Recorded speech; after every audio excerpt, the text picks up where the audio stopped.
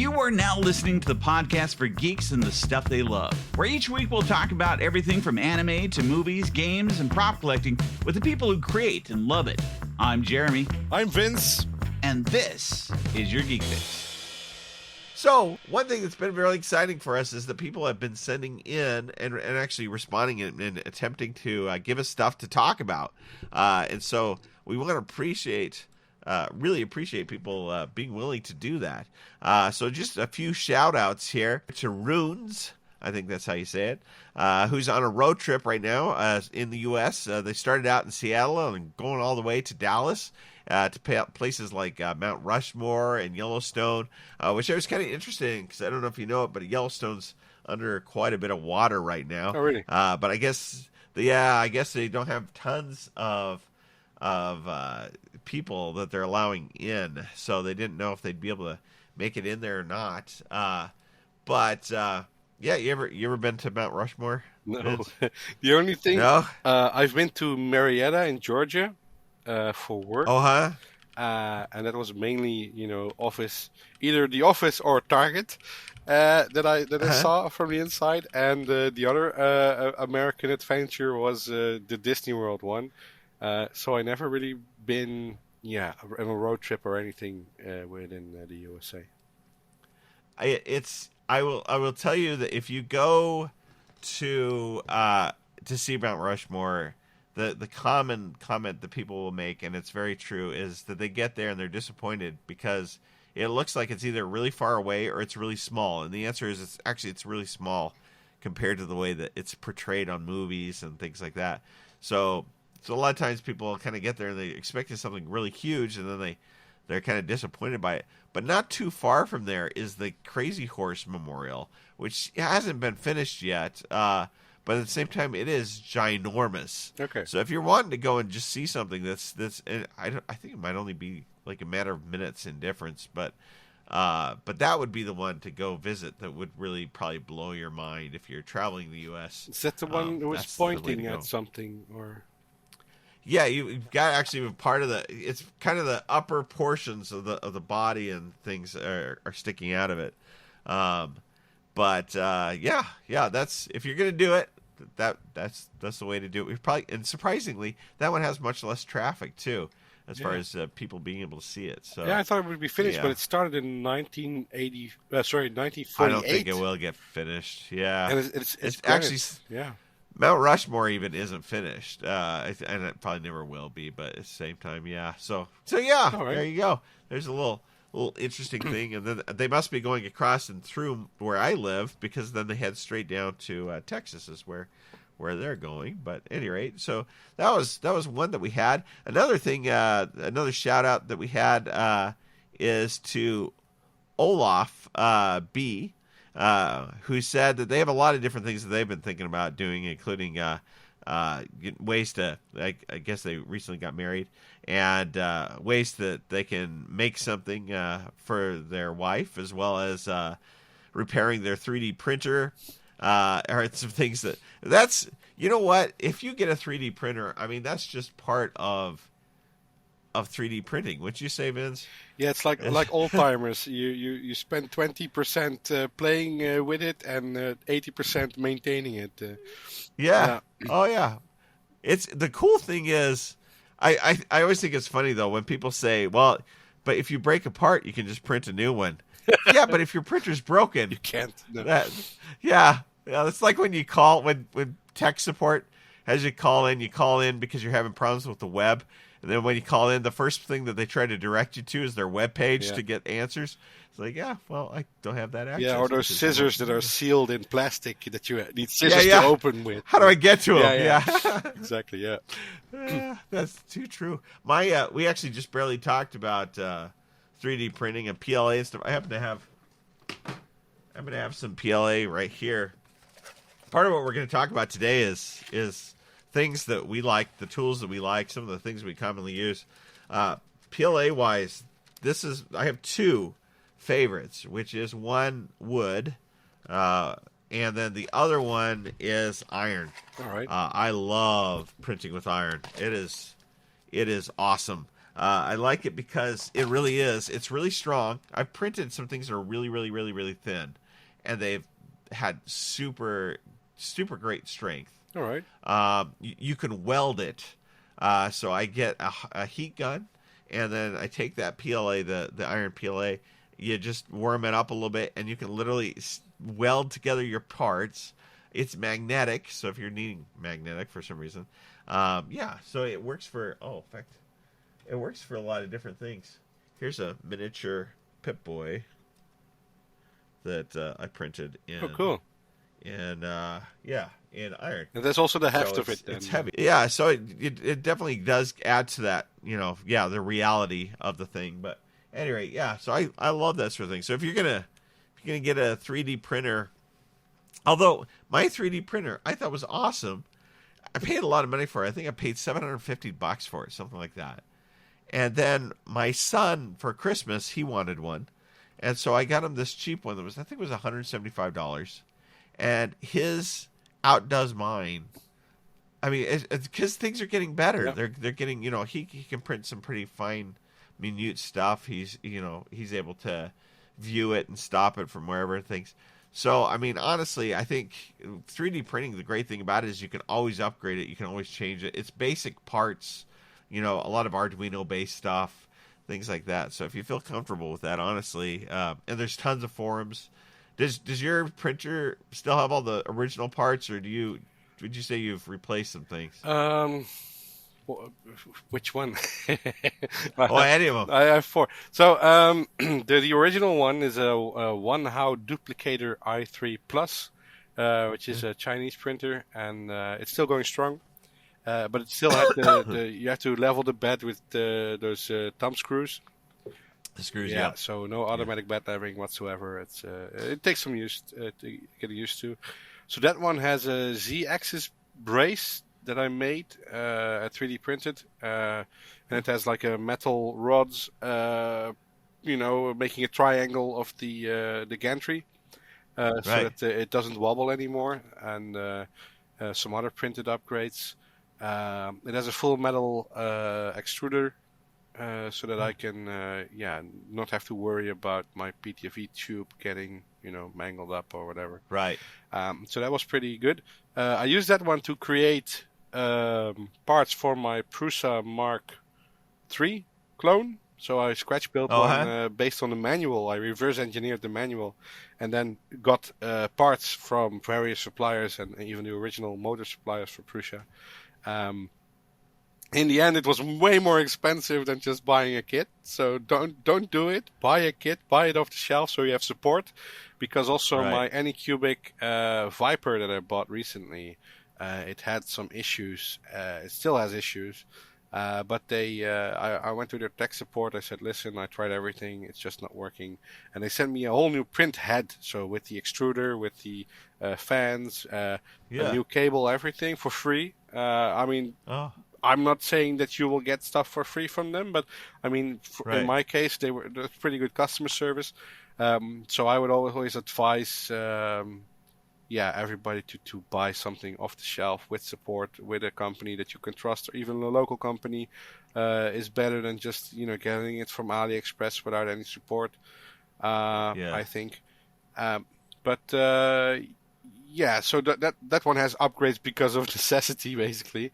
But there are a lot of fun things you can do, and especially if you can find like Reddit communities or Facebook groups that focus on those printers.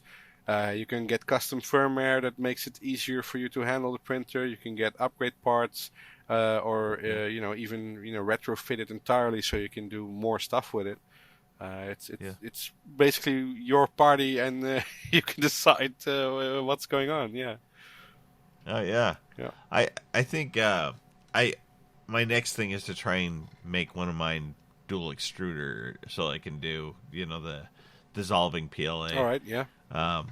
Because just making that cleanup job afterwards cleaner, but again, kind of along the lines of what you were describing, is I know that people have to use some additional firmware and things to be able to really make it so that you don't have the combos of those two peel as it goes across, Yeah. so you're not getting it in the wrong spots, and then having it ruin your print instead of making it easier to remove it and print with it. But yeah, okay.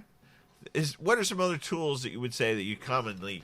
I mean, that was really the big focus today. We wanted to kind of touch on some of our favorite things, or the things that we seem to use the most. Yeah. For being able to build and to do things. What would you say are some of the things you use the most? Digital calipers. Oh, Yeah. I've got some of those sitting here. Yeah, Yeah. that's awesome. Yeah. Yeah. Because How long is yours? my calipers. Yeah. Let's nothing out of context. Yeah. I don't know. Pretty average size, I guess. Is it? Yeah. Well, the reason why I ask is because mine, I have a set that my wife bought me 1 year because that's what I asked for, and so I mean, you're limited to the size of it for doing small things like what we were just looking at. I mean, that's not a big deal, but at the same time, yeah, I like to get one that would allow me to do a pretty wide range of things and still be able to have an accurate setting. The reason why I like those digital calipers and why I needed them is because I got tired of going into Google and typing in, because I'm in the U.S., and so I went to a public school, so I didn't learn the metric system because, yeah, America. I don't do drugs. I don't know. Yeah. So anyway, but yeah. And then, of course, the calipers, not only is it going to be accurate for my prints, because you really do need to have it be right on the money for some of these. If you're doing part printing and you're wanting it to fit, you really need to be right on the money, but you also need to have it converted to whatever print software you've got. I don't have any print software that I think does inches. I think it's all Metric. yeah. So, anyway, what about you? Well, yeah, for me, what I recently found out is because, we discussed with Dave from Toy Polloi about, repairing stuff. For me, the big eye opener was digital calipers if I wanted to make something that I didn't have. So I have the Battle of Hoth Star Wars Kenner playset, for example. Oh, yeah. Yeah, and those have... they call it blue boxes or landmines or whatever, and they Right. like little oblongs that you put in to cover the mechanics. I only had one of them, and they were quite expensive to buy loose. So I thought, well, I'll just grab my calipers, and Tinkercad is a pretty good online tool that you can use to It's free? Yeah, it's low bar. I mean, Yeah. I can use it to make some really good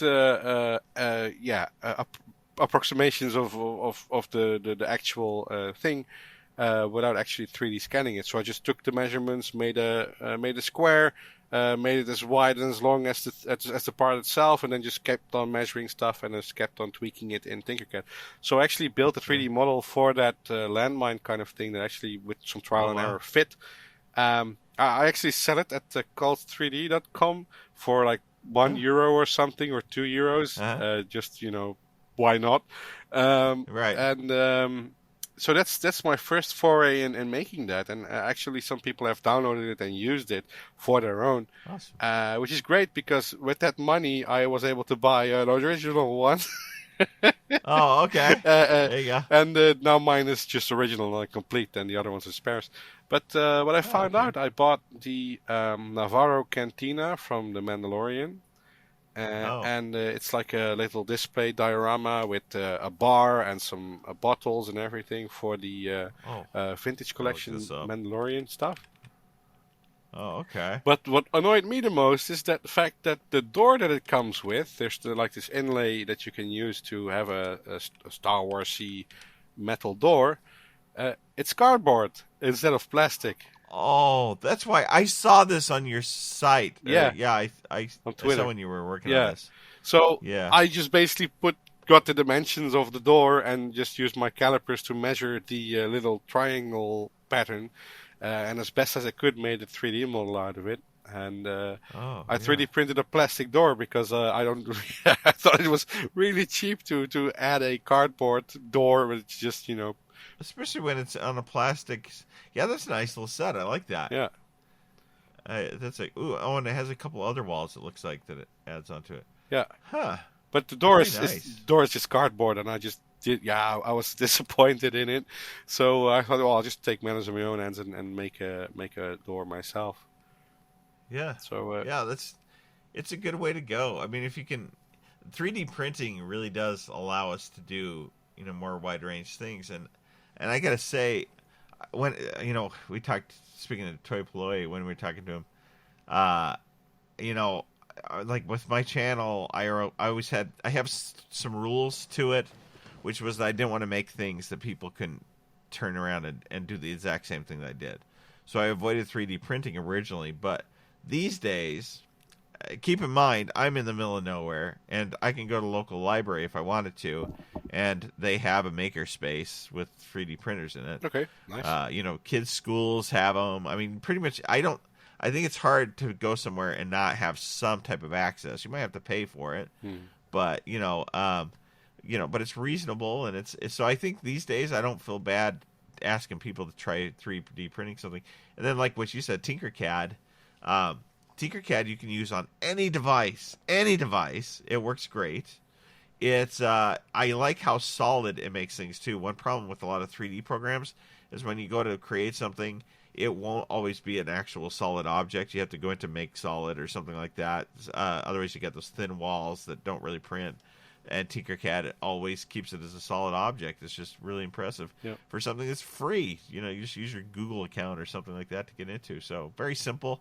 I think most schools even have kids practice on it, things like that. So yeah, those are great tools. I use that all the time.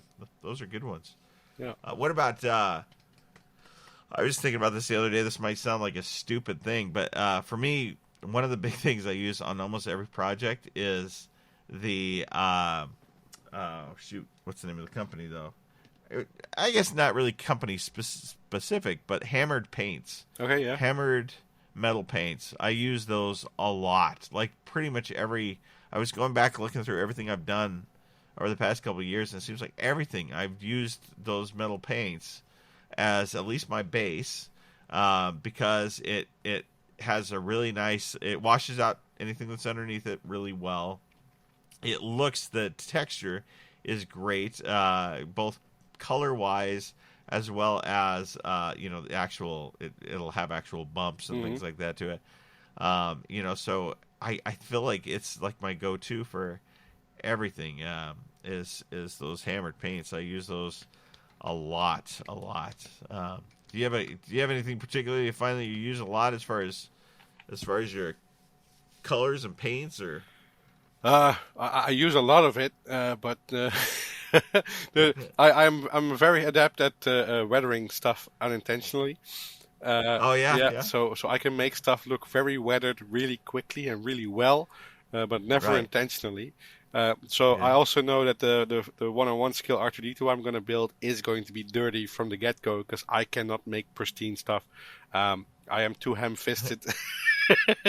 That's right. So especially with paint, like the K2SO build that I had was oh nice. I have a bottle of filler primer, a red one. So I'll just spray it on there, and I'm like, it's been 4 hours, long enough. I'll just spray some other stuff over it. Okay, maybe another layer, and it never dries. Looks good, right? It's So it gets really messy, really flaky. And it's like clay underneath there, and then I try to move some parts, and it just scrapes off and everything. So it's all very unintentionally well weathered. And also, I got a comment when I was painting miniatures with my friends a while back.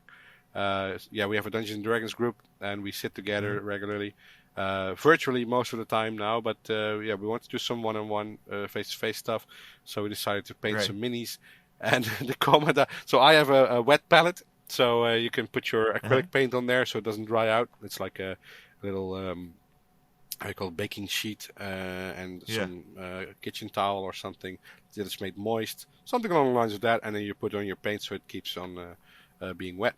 My palette was all, colors everywhere. And my friend's palette was like very meticulously like, this is this color, this is that color.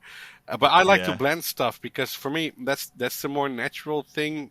like if I was painting some armor, like the base color would be blue, Yeah. and then I would go over stuff and I would add some other colors.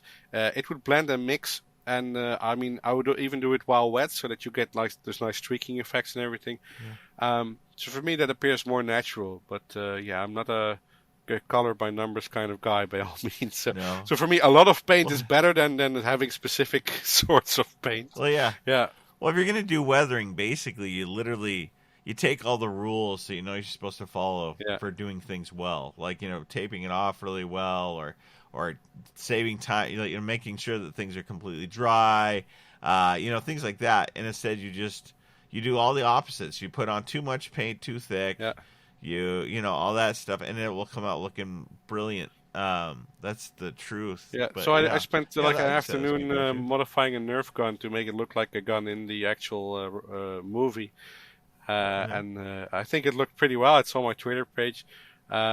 Because I want to K2SO to have something to hold, and then I found I found a Nerf blaster from Star Wars that looked pretty much like the original movie prop, but nerfified, so to say. So where are you going to put him? Where's he going to be at? There were two options. One of them is I am what they call that has many names, but it's a service quality coach, so to say. So I globally across the whole world for my company, I help train and help set up service desks for our products. So I get to fly. Used to fly out, and whenever a new service desk was being set up, I would go there for a week or two and help them, get familiar with the ways of working and everything. And one of the things that we do is what we call quality checks. Is basically we when a customer service representative gets a phone call, they register it in what we call a ticket or a ticketing system, and those have certain sets of guidelines that we created, and initially I was the only one reviewing them by those guidelines.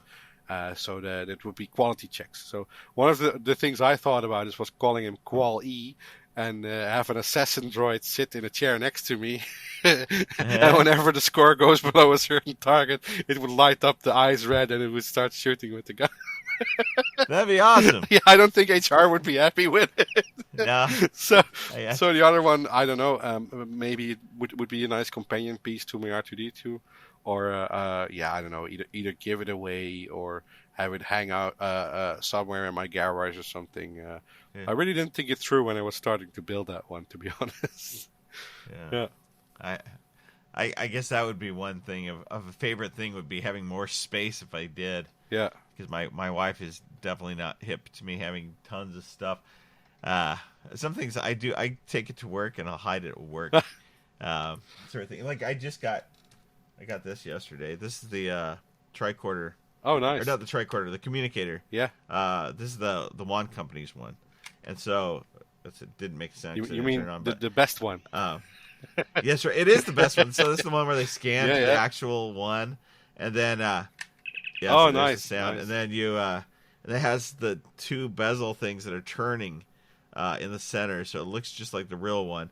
And then it actually makes phone calls and stuff. Oh, right. It's Bluetooth enabled. So I thought that was kind of cool, but I need to find a place where I can put it. Not your work phone. Yeah. I gotta probably hide it at work. Nice. So, yeah. There's all sorts of things at my work that kind of sit in the background because I know I don't have room here or I'll be asked to get rid of it probably eventually. But yeah. At any rate, yeah. Yeah, we have a big renovation because we had our roof removed. So there's I live in a my street has a lot of rental houses, like and the previous owner had an agreement that he could buy the house, basically. So we bought it from him, and we are one of the few houses that are owned by us, by people, compared to being part of a housing organization or something like that, like people that rent out. Oh, yeah. So they had to renovate the roofs and get rid of the asbestos in it, first and foremost, and then they would get new isolation and everything. So the roof was actually removed from our house, so the whole top floor is now empty. Because the roof was isolated very well, it was higher, So Right. now we have to renovate the top floor. So all the stuff that was in there, like also in the storage, is now in our garage, which I usually use to work on stuff. Yeah. So now it's becoming more and more apparent that we have no room for stuff. Yeah. But we were lucky. What a cool garage. Yeah. But we were lucky to get the house with the garage, and it was always going to be a workshop. So I'm really happy to do that because it was one of the main things I was looking for in a house, is also, a place to store our stuff, but also a place to be creative and to work in. So happy with that. Yeah. Is there any tools that you don't have that you're wanting? I mean, like laser cutter. Laser cutter. Yeah. I know I said it on here actually to you before. I was afraid of getting a laser cutter because everyone that I know that has a laser cutter has a fire story. Yeah.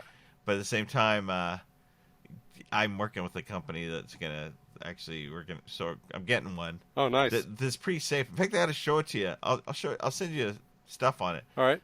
Because it fits any place. So you like it, and yet it has a huge area as far as cutting. Yeah. But on the flip side, you tilt it up, you slide it into someplace, and it's nice. gone. And then it has the shielding is around only the laser itself, so you don't have a giant hood. There's not, right. and it, at the same time has shielding, so it's not bouncing off and cutting something else somewhere, like your eyes or whatever. But at any rate, I think I know which one you're talking about. So it's mainly a frame with the shielded laser on it, right? Yeah. I don't know if I can say the name yet. Okay, yeah, we'll talk about it. It might have an X in it. Yeah. But I got that coming. But one of the things I really want is a sonic knife. Oh yeah. Have you seen those? Yeah, for cutting styrene super and all that expensive. stuff. Yeah. Yeah. I don't know why they're so expensive, but I'd like to figure out how to make one myself, but I can't find anything that oscillates that fast or strong. And maybe look at how do you say it? Bankruptcy sales for dentists, because they have those. Oh, there you go. Yeah, it would be essentially, but I mean, so it has that knife that just has vibration in it. Yeah. And I've watched people use it, and when they're working on models or anything else, and it just like cuts right into it like butter. Being able to cut, fine things like that. I would hate to drop it in my lap, though. Well, yeah, that wouldn't be so great. Yeah, that would kind of take care of things perfectly. Yeah. So that's something I would time take to get the calipers out. Yeah, that's right. That's funny. These are some of our favorite things. I'm sure that everyone that's out there is listening has some things that they like, or some tool that they have, or something that they might have even made from scratch. Please send it our way. Send us a picture. Tell us about it. We'd like to hear about your stories and your questions. And just email those to yourgeekfix@gmail.com. And then also be sure to stand by for more podcasts like this. Boy, I'm kind of losing my momentum or something. But if you've enjoyed this podcast and want more, stay tuned for that. Also check out our channel and join the community on YouTube that goes by the same name, Your Geek Fix. And also check out Vinz on Twitter at MassiveDMG_, and his YouTube channel, MassiveDMG. In the meantime, This has been Your Geek Fix.